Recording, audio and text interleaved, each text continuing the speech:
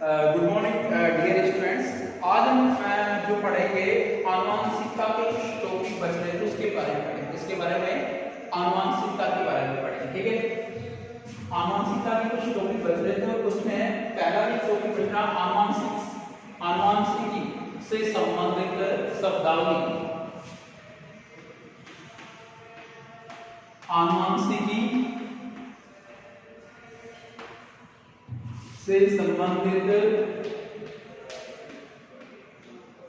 आनुवंशिकी से संबंधित शब्दावली।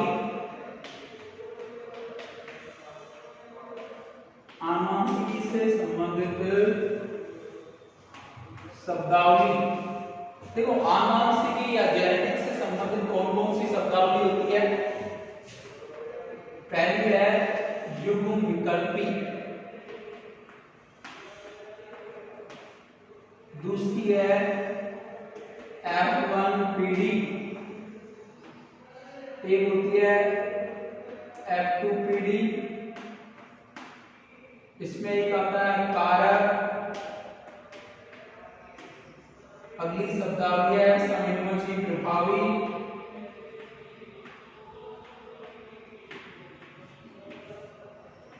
इससे अगली शब्दावली है समिग्मजी अप्रभावी, समिग्मजी अप्रभावी। अगली शब्दावली कौन सी है? समिग्मजी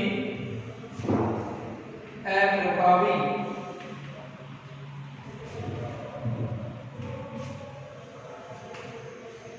ठीक है, इससे है अगली शब्दावली है विषम युग्मजी,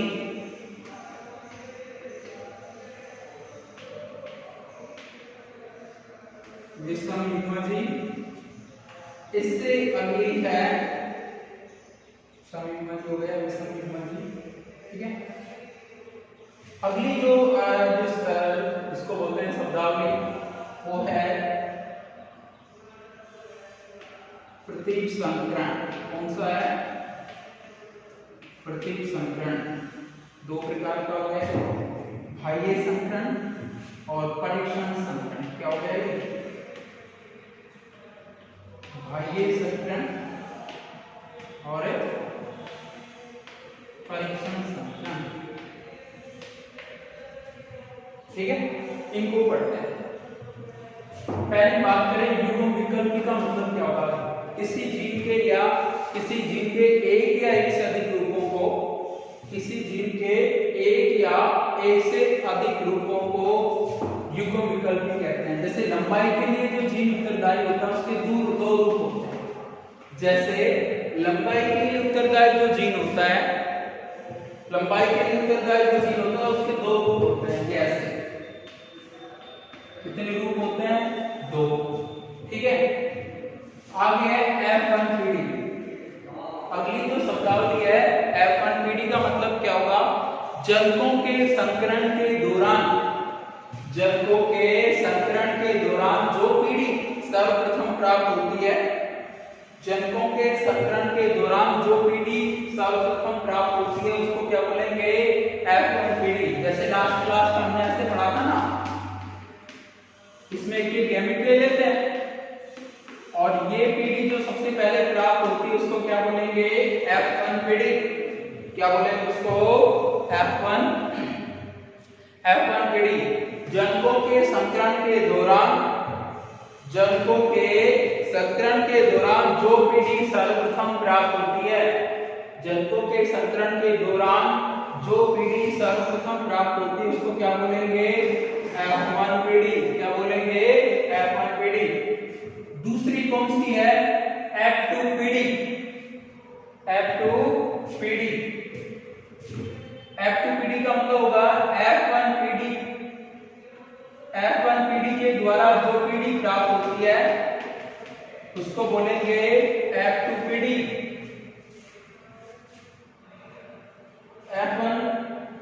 F1 पीढ़ी के द्वारा जो पीढ़ी प्राप्त होती है उसको कौन सी पीढ़ी बोलेंगे?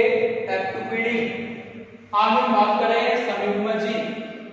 जब युग्म विकल्पी सदस्य जब युग्म विकल्पी सदस्य समान हो,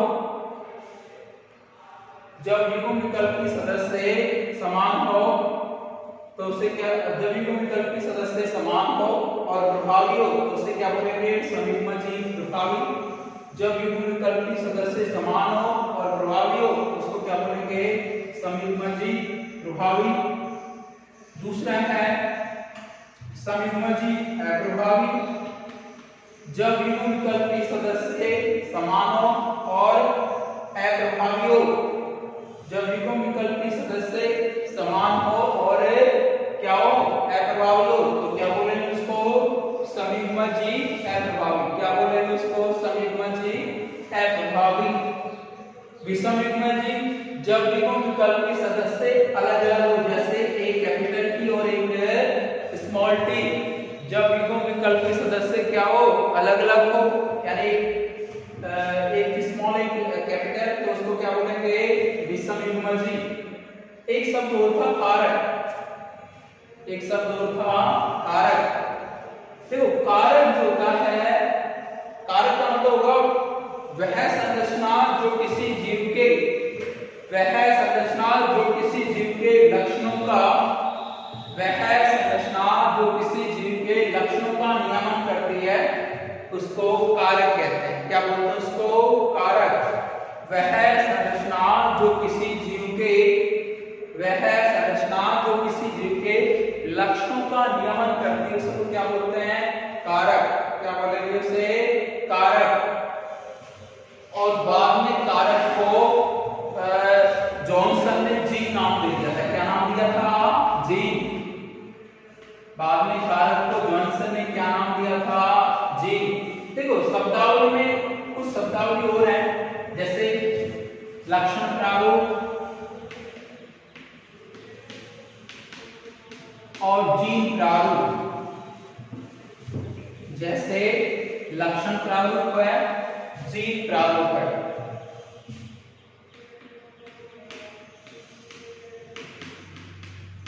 इसको बोल देते हैं फिनोटाइप और इसको बोल देते हैं जीनोटाइप। क्या बोल देते हैं, फिनोटाइप, और इसको क्या बोलेंगे, जीनोटाइप। ठीक है। अब हम बात करें लक्षण प्रारूप का मतलब क्या होगा। किसी जीव के जो बाह्य लक्षण होते हैं, किसी जीव के जो बाह्य लक्षण होते हैं उनको बोल देते हैं लक्षण प्रारूप। क्या बोलते हैं, लक्षण प्रारूप। किसी जीव के बाह्य लक्षणों क्या बोलते हैं, लक्षण प्रारूप। Outer characters of any living organism is called phenotype and gene structure of any living organism is called genotype. यानी किसी जीव के जो बाह्य लक्षण है उसको जीनोटाइप, और किसी जीव की जो जीन संरचना होती है उसको क्या बोलेंगे, जीन प्रारूप। क्या बोलेंगे उसको, जीन प्रारूप। ठीक है। आगे हम अभी इसमें कुछ शब्दावली और थी, कौन कौन सी, जैसे प्रतीक संकरण है, प्रतीक जिसको बैक्ट्रोस भी बोल देते हैं, बैक्ट्रोस। क्या बोलते हैं इसको, बैक्ट्रोस। देखो प्रतीक संकरण का मतलब समझते हैं, जब F1 पीढ़ी से प्राप्त जनकों का क्रॉस, जब F1 पीढ़ी से प्राप्त संतति का क्रॉस, जब F1 पीढ़ी की संतति का क्रॉस जनकों के साथ या पेरेंट्स के साथ करवाया जाता है तो उसको बोलते हैं बैक्ट्रोस। जब F1 पीढ़ी की संतति का क्रॉस किससे करवाया जाता है, जब F1 पीढ़ी की संतति का क्रॉस जनकों के साथ करवाया जाता है, जब F1 पीढ़ी की संतति का क्रॉस जनकों के साथ करवाया जाता है तो उसे क्या बोल देते हैं, प्रतीक संकरण। क्या बोलते हैं उसे, प्रतीक संकरण कहते हैं। कितने प्रकार का है ये, दो, बाह्य संकरण और परीक्षण संकरण। क्या है, बाह्य संकरण और परीक्षण संकरण। जैसे इसको देखते हैं, इसको हम समझते हैं लंबा पागा, इसका क्लोज करवाया गया कोने पागा, इससे कोने पागा। और अभी हमने पढ़ा था कि बाह्य लक्षणों को क्या बोलते हैं, आउटर कैरेक्टर्स को क्या बोलते हैं, फिनोटाइप या लक्षण प्रारूप। फिनोटाइप या लक्षण प्रारूप, फिनोटाइप या लक्षण प्रारूप। ये लंबा लंबा क्या है, हाई लक्षण है, लक्षण प्रारूप। अब इसकी जीन संरचना लिखेंगे, इसको क्या बोलते हैं, जीन प्रारूप। क्या बोलेंगे इसको, जीन प्रारूप। ये हो गई इसकी जीन संरचना, ठीक है। अब हम क्या लेते हैं, युग्मक। क्या लेते हैं, युग्मक।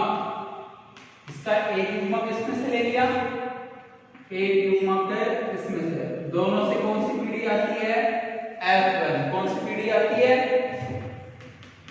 F1 पीढ़ी आती है। कौन सी, F1। यानी F1 पीढ़ी में कैसे पादप प्राप्त होते हैं, लंबे पादप, लंबे पादप, ठीक है। और अभी बात कर रहे थे बैक्रोस या प्रतीप संकरण किसको बोलते हैं, बैक्रोस या प्रतीप संकरण। जब F1 पीढ़ी की संतति का क्रॉस, जब F1 पीढ़ी की संतति का क्रॉस जनक पादपों के साथ, ये तो क्या है, जनक पादप है, और ये F1 पीढ़ी की संतति। जब F1 पीढ़ी की संतति या F1 पीढ़ी के पादपों का क्रॉस जनक पादपों के साथ करवाया जाता है, तो उसको क्या बोलेंगे, प्रतीप संकरण। क्या बोलेंगे उसको, प्रतीप संकरण। अब ये कितने प्रकार का होगा, दो प्रकार, out hybridization and test hybridization. देखो बाह्य जो संकरण उसको समझते हैं हमने पहले पढ़ा, क्या करवाएंगे, स्वयं प्रारूप। क्या करवाएंगे, स्वयं प्रारूप। क्या करवाएंगे, स्वयं प्रारूप। क्या करवाएंगे, स्वयं प्रारूप करवाएंगे। देखो इसको कैसे करवाते हैं,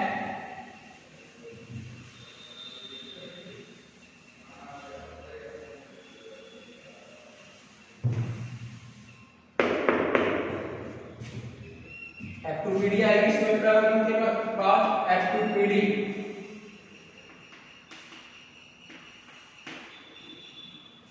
देखो प्रतीप संकरण कितने प्रकार का, दो, बाह्य संकरण। पहले वो पढ़ते हैं बाह्य संकरण, किसको पढ़ते हैं, बाह्य संकरण। देखो जब F1 पीढ़ी की संतति का क्रॉस समयुग्मजी प्रभावी जनक के साथ करवाया जाता है, यानी इसके साथ करवाया जाता है। जब F1 पीढ़ी की संतति का क्रॉस, जब F1 पीढ़ी की संतति का क्रॉस समयुग्मजी प्रभावी जनक के साथ करवाया जाता है, तो उसको क्या बोलेंगे, बाह्य संकरण। क्या बोलेंगे, बाह्य संकरण। और जब F1 पीढ़ी की संतति का क्रॉस समयुग्मजी अप्रभावी जनक से करवाया जाएगा, जब F1 पीढ़ी की संतति का क्रॉस समयुग्मजी अप्रभावी जनक के साथ करवाया जाता है, तो उसको क्या बोलेंगे, समयुग्मजी अप्रभावी जनक के साथ करवाया, इसको बोलेंगे हम परीक्षण संकरण। क्या बोलेंगे, परीक्षण संकरण। जब F1 पीढ़ी का क्रॉस समयुग्मजी प्रभावी से करवाया गया तो क्या होगा, बाह्य संकरण। और जब F1 पीढ़ी का क्रॉस किससे करवाया गया, समयुग्मजी अप्रभावी जनक से करवाया गया, तो परीक्षण संकरण। क्या कहते हैं, परीक्षण संकरण, ठीक है। पहले बात करें किसकी, बाह्य संकरण। बाह्य संकरण में क्या हुआ, F1 पीढ़ी का क्रॉस किससे करवाया गया, समयुग्मजी प्रभावी जनक से। तो देखो कैसे होगा, समयुग्मजी प्रभावी जनक से कैसे होगा, ये हो गई है F1 पीढ़ी, और इसका क्रॉस किससे करवाया है, समयुग्मजी प्रभावी जनक से। ये हो गया समयुग्मजी प्रभावी जनक। देखो इसके गैमेट बनते हैं, अब युग्मक यहाँ पे भी बनेंगे, युग्मक ये बन गए, इसके दो युग्मक बन गए और इसका एक युग्मक बन गया, ठीक है। अब कौन सी पीढ़ी आएगी, F2 पीढ़ी। कौन सी आएगी, F2 पीढ़ी। देखो ये हो गई है F2 पीढ़ी।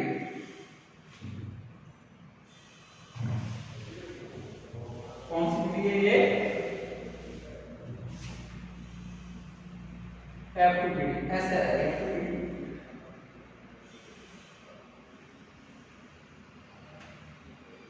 ये लो F2 पीढ़ी।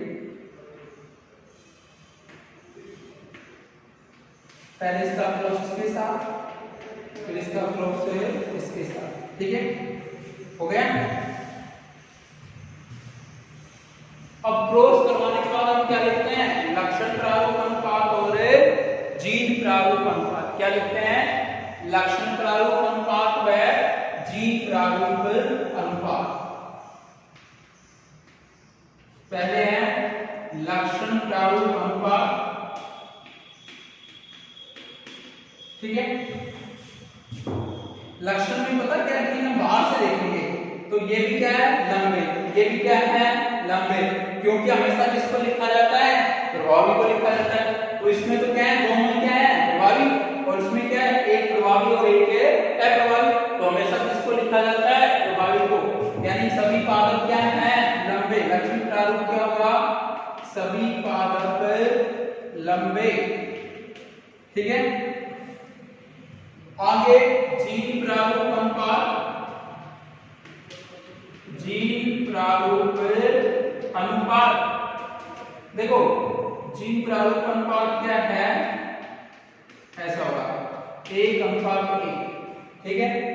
अगर हम चाहे तो ये भी लिख देते हैं समीपमजी शुद्ध लंबे और संकर लंबे, इनको क्या लिख सकते हैं हम शुद्ध लंबे और संकर लंबे, क्या लिख सकते हैं इनको शुद्ध लंबे और संकर लंबे, क्योंकि जब दोनों समान होते हैं ना और जब जीन प्रारूप लिखा जाता है तो एक शब्द लग जाता है कौन सा शुद्ध लंबे, और ऐसा होता संकर शब्द लग जाता है तो संकर लंबे। क्या पढ़ रहे हैं हम लक्षण प्रारूप और जीन प्रारूप अनुपात। बाह्य संकरण में क्या हुआ कि जब F1 पीढ़ी के पादपों का क्रॉस या F1 पीढ़ी का क्रॉस समीपमजी प्रभावी जनक से करवाया जाता है, जब F1 पीढ़ी का क्रॉस समीपमजी प्रभावी जनक से करवाया जाता है तो उसको क्या बोलेंगे बाह्य संकरण, क्या बोलेंगे उसको बाह्य संकरण। कैसे करवाया गया ये F1 पीढ़ी इसको करवाया गया, ये ले लिया इसके साथ ये इसके युग्मक बन गए, क्रॉस करवाया तो क्या सभी पादप क्या है लंबे, जीन प्रारूप में क्या होगा शुद्ध लंबे और संकर लंबे, ठीक है। दूसरा प्रतिसंकरण का दूसरा प्रकार कौन सा था परीक्षण संकरण, कौन सा था परीक्षण संकरण, दूसरा कौन सा है परीक्षण संकरण, परीक्षण संकरण। देखो परीक्षण संकरण किसको बोलते हैं समझते हैं। अभी मैंने बताया था जब F1 पीढ़ी की संतति का क्रॉस, जब F1 पीढ़ी की संतति का क्रॉस समीपमजी अप्रभावी जनक से करवाया जाता है, जब F1 पीढ़ी की संतति का क्रॉस, जब F1 पीढ़ी की संतति का क्रॉस समीपमजी अप्रभावी जनक से करवाया जाता है तो उसको क्या बोलते हैं परीक्षण संकरण, क्या बोलते हैं उसको परीक्षण संकरण। जब F1 पीढ़ी का क्रॉस समीपमजी प्रभावी जनक समीपमजी अप्रभावी जनक के साथ करवाया जाता है तो उसको क्या बोलेंगे परीक्षण संकरण। अब देखो ये कैसे करवाया जाएगा, ये तो आई है F1 पीढ़ी, कौन सी पीढ़ी हो गई ये F1, और ये जनक पादप हो गए, इसमें कितने 2 युग्मक बन गए और इसमें कितना बना 1, ठीक है। अब F1 के बाद कौन सी पीढ़ी आएगी F2 पीढ़ी, कौन सी पीढ़ी F2 पीढ़ी आती है, कौन सी आती है F2 आती है, ठीक है। ये लो F2 पीढ़ी, ठीक है। F2 पीढ़ी में ये युग्मक हो गए, ठीक है। इधर कौन सा होगा ये युग्मक हो गया, पहले इसका इसके साथ फिर इसका इसके साथ। अब क्या लिखेंगे लक्षण प्रारूप अनुपात, क्या लिखेंगे अब लक्षण प्रारूप अनुपात। देखो लक्षण प्रारूप अनुपात में क्या लिखा जाएगा देखते हैं पहले, लक्षण प्रारूप अनुपात, लक्षण प्रारूप अनुपात। ये कैसे पादप है लंबे, ये कैसे हैं बौने, लंबे पादप अनुपात बौने पादप।